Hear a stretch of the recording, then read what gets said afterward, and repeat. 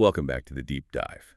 So, today we're tackling something huge, whether you're maybe just starting out fresh from uni, looking Yeah. for that first big job. Or maybe you're already deep in the field, a seasoned pro thinking about a change, a new That's challenge. exactly. There's this one moment, this Mm. this gate you have to pass through that really sets your path. We're talking about the IT job interview. And yeah, it's hard to overstate just how critical this is. We've really pulled together a lot for this one. Internal HR guides, technical assessments from top companies. It's all here. Right. If you're serious about your career, this interview, it's not just some formality. It's the door, the main one. Okay. So let's get into it.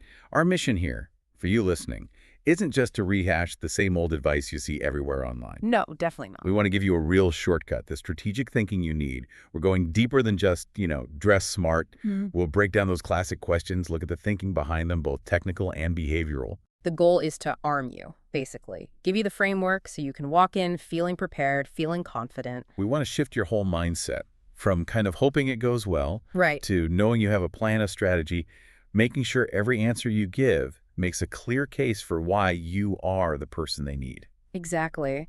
It's about showing you're the solution they've been looking for. All right, let's start right at the beginning. Preparation. Fail to prepare, prepare to fail, all that. In IT interviews, what's the biggest mistake? The one you see again and again before people even talk to anyone? It's interesting. It's not always no preparation. It's often this Yeah. illusion of preparation. Like people practice coding problems, right? They review algorithms. Yep. The standard tech stuff. Exactly. But they totally drop the ball in the context. Yeah. They don't research the company enough or the specific role, really. They treat it like just another tech test. Oh, okay. And they forget the hiring manager isn't just checking your coding skills. They're looking for, fit, motivation. Do you actually want this job or just any job? That's a key difference, isn't it? Generic test versus specific fit. So let's get specific on the research. What should people really be digging into? Okay, first, the company itself. And go deeper than just their homepage mission statement. Look for recent press releases. Have they spoken at conferences about their tech roadmaps? Check out their open source projects, maybe. See what tech they're actually using and promoting. If it's a big public company, you can even look at earnings calls. What are they investing in? Wow. Okay. Earnings calls. That's digging deep. But I see the point. It shows serious interest. It absolutely does. It connects the dots. And second, this gets missed a lot, understanding the culture. Is it one of those move fast, break things, startups? Or more like a big established company with lots of process. Exactly, because that tells you which parts of the job description, the JD, are really important to them. A startup might highlight autonomy, taking initiative. An enterprise might focus more on process, stability, compliance. You tailor your language. Okay, but hang on. Let's be real. If you're applying for, say, 10 jobs, can you realistically spend hours researching every single company's culture and finances? Where's the line? That's a fair point. You don't need to know the CEO's dog's name, no. Right. The line is this. Mm-hmm. Can you connect your skills and experience to their specific current challenges? If you know they're migrating legacy systems, for example, you frame your experience with APIs as a direct solution to that problem. Ah, so it's about targeted relevant. Precisely. It shows you're not just spamming applications. You chose them for a reason. So when they ask that classic question, why this role specifically, you have a real compelling answer, not just, oh, I read the JD. It shows strategic thinking. Hashtag tech tide 2.2, the essential technical review checklist. Okay, research sorted. Now, the tech side. Let's strip away the specific frameworks for a moment. React, Spring Boot, AWS, whatever's hot right now. What are the absolute fundamentals, the things every software role needs that really show how you think? These are the foundations, yeah. If someone's shaky here, it's a red flag. It suggests they might rely too much on libraries or tools without really understanding what's happening underneath. Okay, let's start with the big one, the one everyone dreads. Data structures and algorithms. Why is this still such a gatekeeper? Well, it's fundamentally about efficiency, isn't it? And it's more than just knowing what a linked list is. The real key is understanding algorithmic complexity. Big O notation. Right, how fast things run, how much memory they use. Exactly. Anyone can write a function that works, but an engineer who understands the cost, the time and space trade-offs before they even start coding, that's incredibly valuable. So if they ask about, say, hash maps, I shouldn't just say key value pairs. No. You should be talking about that average O1, lookup time, why it's so fast, and importantly, what happens when things go wrong, like collisions. How do you handle those? What are the trade-offs of different strategies? It shows you choose structures based on the problem's needs. Makes sense. Okay, what about OOP? Object-oriented programming. People list the buzzwords, encapsulation, inheritance, polymorphism, but what shows you really get it? Knowing the common pitfalls, I think. Can you talk about avoiding things like God objects, those huge classes that try to do everything? Yeah, bad practice. Or can you discuss why sometimes composition is better than inheritance? To keep things flexible, avoid those fragile base class issues. Even better, can you connect solid principles or dependency inversion to how you'd make code more testable? That's getting into senior level thinking, not just defining terms, but applying them. Good point. Next up, databases. DBMS. It's rarely just about writing a simple SQL query these days, is it? Not at all. It's often about transactions, data integrity. You absolutely must understand the ACD properties, atomicity, consistency, isolation, durability. These guarantee your transactions are reliable. Crucial for anything involving money or important state. Absolutely. So can you explain why you choose a specific isolation level, like read committed versus serializable? What are the trade-offs in terms of performance versus consistency? That shows you understand how to protect data, especially when lots of things are happening at once. And lastly, operating systems concepts. Yeah. Why does, say, a front-end developer need to worry about the OS? Seems a bit removed. Performance and resource management. Understanding the difference between processes and threads, how memory is shared, how I/O works blocking versus non-blocking, it's fundamental for writing code that performs well. Like knowing why Node.js is good for I/O-heavy tasks, but not great for heavy calculations. Precisely. If you can't explain those trade-offs, you're missing a crucial layer of understanding. These fundamentals, they're like the universal grammar of software engineering. Okay, fundamentals covered. Yeah. Then we layer on the specific technology, the React, the Python, the cloud stuff. Here, it's not just knowing the syntax right. It's about applying it effectively. Exactly. Depth of application. If the job needs AWS experience, don't just list the services you've touched. Explain the architectural choices. Why did you use Lambda serverless functions for that background job, but maybe EC2 instances behind a load balancer for your main API? It's the why. Always the why. That's what separates someone who just follows tutorials from someone who can actually design robust systems. Hashtag tag 2.3, structuring experience with the STAR method. Okay, moving from theory to practice. Let's talk about experience. People often have done great work, but when asked about it in an interview, they just ramble. It becomes this long, confusing story. Yeah, that's so common. And it's exactly why the STAR method is so important. It sounds a bit like corporate jargon, maybe, but it's actually a really powerful tool. It forces structure. It turns your experiences into clear evidence. Exactly. Evidence that you can tackle problems and get results. So let's break it down. Situation, task, action, result. People are usually okay with the S&T setting the scene, describing the goal. Where do they usually stumble? Mostly on the action and the result. The action part is where you need to shine a light on yourself. The biggest mistake here is using we. We decided to. We implemented. Doesn't tell the interviewer what you did. Nope. You have to use I. I analyzed the performance data. I noticed the database was the bottleneck, so I proposed and implemented a caching layer using Redis. Be specific about your technical contributions and decisions. Okay, take ownership. And then the result, the R. This needs to be concrete, measurable. Just saying it worked or the project was a success isn't enough, is it? Not nearly enough. You failed the R if you do that. The result has to be quantifiable if possible. Did latency drop by 20%? Did that feature boost user signups by 5%? Did your refactoring make the code easier to maintain, maybe reducing bug reports by 10%? So hard numbers. Oh, ideally, yes. Or at least a clear, tangible outcome. Even if you're talking about something that didn't go perfectly, the result can be the key lesson learned, and crucially, the changes you put in place afterward to prevent it from happening again. STAR just forces that focus on actual impact. Hashtag tag 2.4. Preparing questions for the hiring manager. Right, and remember, the interview isn't just them grilling you, it's a two-way street. Asking smart questions at the end is crucial. Yeah, it shows you're engaged, you're serious, and you're evaluating them too. Yeah. What are the kinds of questions we should definitely avoid asking at this stage? Like, how much vacation time do I get? Exactly. Save the basic HR questions for later. Your questions for the hiring manager should dig into the things they care about. The tech, the team, the strategy. Okay, so give us some examples of really high-value questions. Questions that show you're thinking long-term and strategically. Okay, one good area is technical debt and how they manage it. Ask something like, how does the team approach balancing new feature development with paying down technical debt? Is there a specific process or budget for infrastructure improvements? Ooh, I like that. It shows you care about quality and sustainability, not just churning out features. Exactly. It signals you're thinking about the long-term health of the system. Another good one is about learning from mistakes.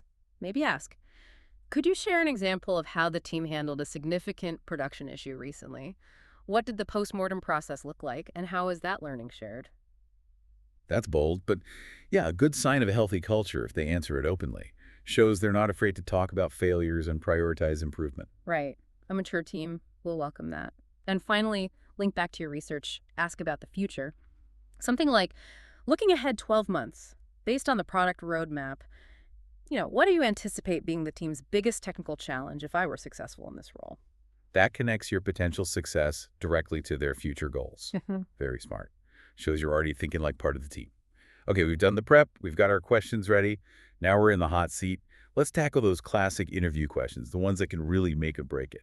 Starting with the softer skills, the behavioral stuff. Right. And the absolute classic opener is, tell us about yourself. The trap here is just reciting your CV, isn't it? Or worse, rambling about your childhood dog. Totally. You need a concise, relevant, and persuasive narrative. Think of it like a mini story. Past, present, future. Okay, break that down. Past. Briefly touch on your relevant background. What skills or experiences set you on this path? Present. This is the core. Summarize your current role and your key strengths, specifically the ones that match the job description. Maybe hint at a star example. Future. State your career goals clearly, and crucially, connect them directly to this specific role. Why is this job the logical next step for you? So something like, my goal is to deepen my expertise in X, and this role seems like a perfect opportunity because of Y project you're working on. Exactly. Keep it tight, focused, maybe 90 seconds max. It's your elevator pitch. Okay, got it. Now for the one everyone hates, strengths and weaknesses. The classic, my weakness is I'm a perfectionist answer is just tired, right? Oh, completely transparent. Hiring managers see right through the weakness. That's actually a strength trick. They want genuine self-awareness, honesty, accountability. So instead of faking a weakness, what about talking about a real past mistake, a genuine failure, but focusing on the recovery and learning? Is that too risky? For more senior roles, that can actually be incredibly powerful. It shows maturity. Pick a relevant, non-catastrophic mistake. Maybe you underestimated a project's complexity, causing delays. Okay. The weakness isn't just the mistake itself, it's the underlying cause. Maybe poor estimation skills at that time, or not fully mapping dependencies. But the critical part is explaining the concrete steps you took to fix it and prevent it from happening again. Since then, I always build in a 20% buffer, or now I use this specific technique for dependency mapping. So you own the mistake, but frame it as a learning experience that led to a specific improvement in how you work. Exactly. It takes guts, sure, but it demonstrates resilience and a growth mindset way more effectively than saying, I work too hard sometimes. Much more credible. Okay, next up, the situational check, often involving unrealistic deadlines, the pressure test. Your boss needs a 5-day task done in 3 days. What do you do? This is all about communication, negotiation, and prioritizing under pressure. The absolute wrong answer is just saying, okay, I'll get it done, and then killing yourself or delivering poor quality. There's a structured way to handle this. 4 steps. Okay, step 1. Assess and clarify. First, understand why the deadline is so urgent. What's the business impact? And how does this new task stack up against your current priorities? You need to ask, could you help me understand the driver for this deadline? And how does it compare in priority to Project X, which I'm also working on? Get the context. Step 2. Communicate feasibility. Present the facts professionally.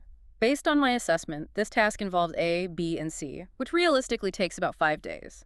Trying to rush it into 3 days significantly increases the risk of errors or missing key requirements. Use data if you have it. Don't just say no. Explain why it's risky. Step 3. Propose alternatives. This is where you show leadership and problem solving. Offer options. To hit the 3-day window, could we deliver a simpler version first, an MVP, and add the other features later? Or is it possible to get some help, maybe reallocate someone from another task briefly? Offer solutions, not just problems. And the final step. Confirm and document. Agree on the path forward, the revised scope, the new timeline, whatever the compromise is. Make sure everyone's clear, maybe follow up with a quick email. You've managed the situation professionally, protected quality, and still tried to meet the business need. That's what they want to see. Right, this is a big shift we're seeing. Interviews seem less focused on just, like, can you write this specific line of code? And more on the bigger picture, architectural decisions, conceptual understanding. Absolutely, because especially for mid-level and senior roles, companies aren't just hiring coders, they're hiring people to make significant technical decisions, choices that have long-term implications and costs. So you need to be able to explain your reasoning. Okay, let's get concrete. Technical example 1, SQL versus NoSQL. This comes up a lot. How do you answer this beyond just giving basic definitions? You have to frame it around the core trade-offs. Start with SQL-structured relational tables. The key concept is ACD compliance, remember. Atomicity, consistency, isolation, durability. That guarantees reliability for transactions. Right, the traditional database strengths. Then contrast that with NoSQL, often schemaless, document-based, key value, whatever. It generally trades some of that strict AC consistency for other benefits, often following the base model, basically available, soft state, eventually consistent. It prioritizes things like scalability and flexibility. Okay, definitions down. Now the crucial part, use cases. When do you actually choose one over the other? SQL, like Postgres or MySQL, is your go-to when you have highly structured relational data, need complex queries with joins, and absolutely require those strict AC guarantees. Think financial systems, inventory management, core user accounts, anything where data integrity is paramount. And no symbol. NoSQL databases like MongoDB or Cassandra Excel, when you have massive amounts of data, need high write speeds, or your data structure is likely to change a lot. Think user session data, real-time analytics, content catalogs, social media feeds. The answer that really impresses, though, is mentioning a hybrid approach. Using both. Yeah. Maybe using SQL for the core critical user data and transactions, but using a NoSQL database for something less critical but high volume, like user activity logs or personalized recommendations. That shows nuanced, practical thinking. Okay, great example. Let's move to technical example 2. Git and version control. Everyone uses Git, right? But just knowing commit, push, pull isn't enough for experienced roles, is it? Definitely not. They're testing your understanding of collaboration. How do you work effectively on a code base with potentially dozens or even hundreds of other engineers without causing chaos? You need to talk about workflow strategies. The two main ones you'll hear about are Git flow and trunk-based development, TBD. Okay, what's the difference in simple terms? Git flow uses multiple long-lasting branches. You typically have main for stable releases, develop for ongoing work, and then separate branches for features, releases, and hotfixes. It's more structured, maybe a bit more complex, often better suited for projects with slower planned release cycles, like traditional software releases. Lots of merging involved. Can be, yeah. Trunk-based development, TBD, is much simpler, generally preferred for teams doing continuous integration and continuous deployment, CI/CD. Almost everyone works directly off the main branch, the trunk, or very short-lived feature branches that get merged back quickly, often multiple times a day. How do they manage unfinished features then? Feature flags, or feature toggles. You use configuration to hide incomplete work in production, rather than relying on long-lived branches. The key thing is to not just define these, but explain why a team might choose one over the other. Maybe your team chose TBD because you needed to deploy faster and reduce merge conflicts. That's the insight they want. Understanding the why behind the process. Makes sense. And maybe mentioning more advanced commands, like when you'd use git rebase versus git merge, and why. Rebasing for a cleaner history. Merging to preserve the exact sequence of events shows deeper understanding. All right, final technical example, and this is a big one. Technical example 3. Resolving a complex technical bug. This is your chance to really tell a story. Sure. Absolutely. This is prime star method territory, but focused on technical problem solving. Don't pick a simple bug you fixed in 5 minutes by Googling. Choose something tricky, something systemic. Like what? Give us a good scenario. Okay, how about a really intermittent performance issue in production? Maybe something caused by a rare race condition that only happens under heavy load. Okay, sounds nasty. How do you structure this story? First, emphasize the complexity. We had this issue where response times would spike randomly, but only late at night during peak traffic. We couldn't reproduce it in testing environments. Set the stage. This was hard. Right. Then detail the investigation, the detective work. Exactly. This is where you show off your tools and methodology. Talk about using distributed tracing Jaeger, Zipkin to follow requests across different services. Mention APM tools Datadog, New Relic for monitoring performance metrics like CPU, memory, thread counts. Explain your logging strategy. I suspected a race condition between service A and service B accessing the same resource, so I added detailed, synchronized logging in both to pinpoint the interaction. Show your systematic approach and the resolution. The actual fix might be relatively small, maybe adding a database lock, using an atomic operation, changing a queuing strategy. But the real goal is the lesson learned. What systemic change came out of it? Did you realize your testing strategy was insufficient? Did it expose a flaw in how your microservices communicate? So the outcome isn't just bug fix. No, this incident led us to implement stricter concurrency controls across all related services, or we introduced chaos engineering practices to catch these kinds of issues earlier. You turned a fire drill into a fundamental improvement. That's engineering maturity. Okay, we've walked through the whole interview process, from prep to specific questions. Let's wrap up with some overarching advice. The stuff that applies no matter what. Hashtag tag 4.1. The importance of confidence and honesty. Yeah, I think the absolute key thing is finding that balance between confidence and just being honest, especially on the technical side. Good interviewers have seen it all. They can smell bluffing a mile off. Trying to fake knowing something you don't, it almost never ends well. Right. So what do you do when you get hit with that question about a technology you genuinely haven't used much? Say, they ask deep specifics about Kubernetes internals, and your experience is mostly with simpler deployments. You definitely don't just freeze or mumble, I don't know. You use what I call the proactive pivot. Proactive pivot. Right. First, be honest and direct. I haven't had the chance to work deeply with Kubernetes internals in a production environment yet. Acknowledge the gap. But immediately follow up by showing how you would approach it, demonstrating your underlying knowledge and learning process. So, something like, but I understand the core concepts are container orchestration, scheduling, service discovery. My first step would be to dig into the official documentation on control plane components like the scheduler and etc., maybe experiment with Minikube locally, and look at common patterns for deploying stateful applications. Exactly. That's perfect. You've turned "I don't know" into "here's how I think and learn." You're showing your problem-solving methodology, your foundational knowledge, and your initiative. Honestly, that's often more valuable to an interviewer than just knowing the answer offhand. It shows potential. Hashtag 4.2, presentation and communication tips. Let's talk about just how you communicate. Yeah. Especially in those timed interview slots. You don't want to waste time rambling. Absolutely. Efficiency is key. My advice is always, conclusion first, evidence second. Get straight to the main point of your answer, then back it up with your examples, your star story, your reasoning. Don't make the interviewer wait 5 minutes through a long story to figure out what your actual answer is. Lead with the headline, then give the details. Yeah. Good tip. What about the nonverbal stuff? Especially now with so many video interviews. Energy matters, even through a screen. Try to maintain good energy levels. Smile genuinely when appropriate. Eye contact is tricky online, but try to look at the camera lens sometimes, not just the picture of the interviewer on your screen. It helps create a connection. Yeah, looking at the camera is key. And check your tech setup. Good lighting makes a difference. Make sure your audio is clear. A laggy connection can make the conversation feel really awkward and disjointed. Do a test call beforehand. Hashtag tag 4.3. Financial and closing details. Okay, the money question. Salary expectations. This often trips people up, especially if it comes early in the process. You absolutely have to do your homework here. Before you even talk to anyone, research the typical salary range for the role, your level of experience, your specific tech skills, and, importantly, the location. Use sites like levels.fi, Glassdoor, talk to recruiters. Know your market value. Is it okay to state your current salary if they ask? Well, first, in many places, they're actually not supposed to ask that anymore. But even if they do, you don't have to answer directly. It's often better to politely pivot back to your expectations based on your research and the value you bring to this role.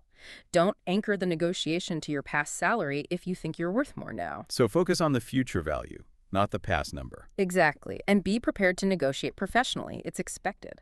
Have your research number, state it confidently, and be ready to justify it based on the role's requirements and your skills. It's a business discussion. And just to hammer this home again, that final question, do you have any questions for us?